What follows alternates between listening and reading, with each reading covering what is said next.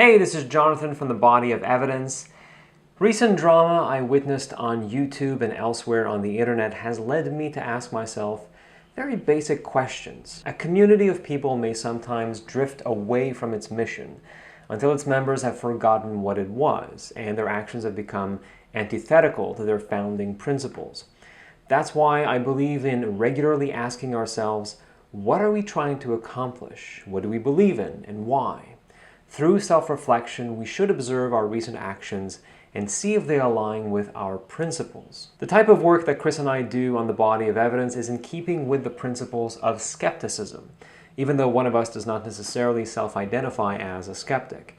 We think that these guiding principles are essential to separate sense from nonsense, to determine what is likely to be true within biomedical news, and to toss away unsubstantiated health claims. And we're not the only ones. There are self-identified skeptics all over the world.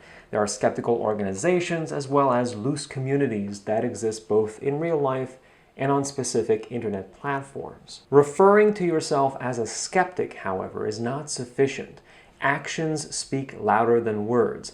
Anyone can call themselves a skeptic, but do they behave like one? I want to remind myself of what it means to be a skeptic because I may otherwise forget. And I hope that this exercise can also benefit anyone who watches it. Scientific skepticism is about proportioning your belief, how hard you believe that something is true, to the strength of the evidence you are presented.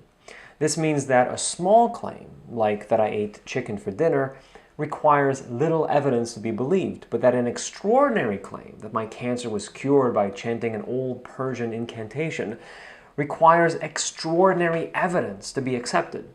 And it's also about recognizing that some forms of evidence are better than others, with scientific evidence trumping feelings, instincts, authority, tradition, and anecdotes. While skeptics are often accused of being close-minded, true skepticism demands an open-mindedness. It means that instead of being tightly wedded to an ideology, you are truly open to changing your mind in light of better evidence. Not weak evidence, but strong evidence. Extremist thinking is easy. The world is going to hell, or everything is awesome. By contrast, skepticism teaches us to navigate the spectrum between credulity and denialism, all the while avoiding cynicism.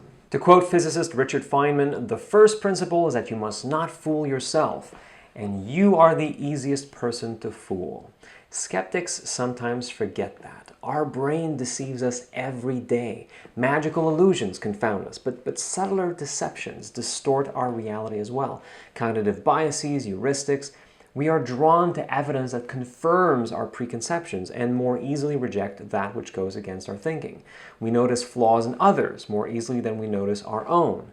We suck at estimating probabilities, and our memories are nowhere near as accurate as we think they are. Moreover, people try to manipulate our thinking with bad arguments, logical fallacies, sophistry, arguments that at first glance look solid but really make little sense when analyzed.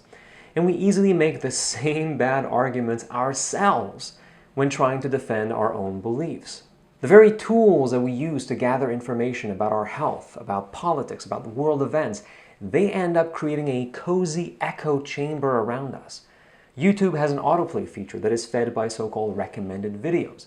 If I watch one video featuring a famous homeopath, soon I will be watching many more videos featuring this homeopath. Facebook has a similar algorithm that tailors my feed to what I like, not necessarily what I need to see. On Twitter, whom do you follow? People who agree with you? That can turn into another echo chamber. And I don't need to tell you about news channels that are biased one way or another. All this leads to confirmation bias. If I manage to burst out of the inside of this comforting mirror ball and search for information to answer a question I have, I need to avoid cherry-picking the info I like and dismissing the one I don't. I need to look at the body of evidence, and I need to ask for primary sources, not secondhand reports. I ask myself, how do they know what they claim to know? Epistemology, or how we know what we know, is so important to belief formation, it should always be questioned. We should be critical of ideas that disagree with us. We should be more critical of ideas that agree with our preconceptions. We should not be dishonest. Ask questions, doubt everything. These principles are not impossible to adopt for yourself, but where the rubber meets the road is in applying them when interacting with people who disagree with you. And when we stop acting like good skeptics who are open-minded, who want to look at evidence, we start attacking people instead of criticizing ideas, and drama occurs, and 39 different reaction videos are made. Issues become polarized, lines are drawn, tribes assemble, and we are right back to that us versus them mentality from which skepticism, when practiced rigorously, should move us away. There is a core principle to critical thinking that, like regular exercise and proper nutrition, is difficult to enact consistently. And that's the principle of charity. It's tempting to build a weaker version of someone's argument and attack it. That's straw-manning our opponent. But we should steel-man them. We should reinforce their argument when it is poorly worded or shoddily constructed. We should help them make the best argument possible, and then criticize that version of it. It's being charitable. It's not about winning. It's about the two of us trying to find the truth. And this is only possible if we regularly engage in dialogue with the other side. I have spoken to alternative healers and will continue to do so, even though the scientific evidence disproves their claims. I want to represent them accurately.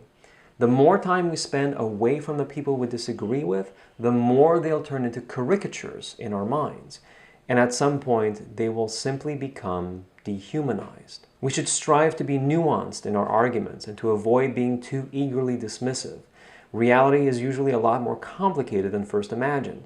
That being said, there are instances where skeptics can dismiss arguments out of hand because they have been heard many times before and have been thoroughly countered. And while the tone of our opponents can be criticized, we should focus on the core of their arguments. A good refutation is of an argument, not of the anger in someone's voice. Being a good skeptic is a lifestyle. You can't diet your way to critical thinking. It's an aspiration toward which you move every day in big and small ways. And it's extremely hard, but it's the best way to reliably reach accurate conclusions. If you identify as a skeptic, is this how you have been behaving as of late? Self-reflection is how we can correct our course. In the meantime, I will remind myself these principles regularly so that I can continue to tease apart science from pseudoscience, both for myself and for whoever is watching. I will fail and I will fall, but hopefully, before picking myself up, I will remind myself of the principles I was using to climb higher and why I slipped. And if I don't remember, I'm hoping one of you will show me the way.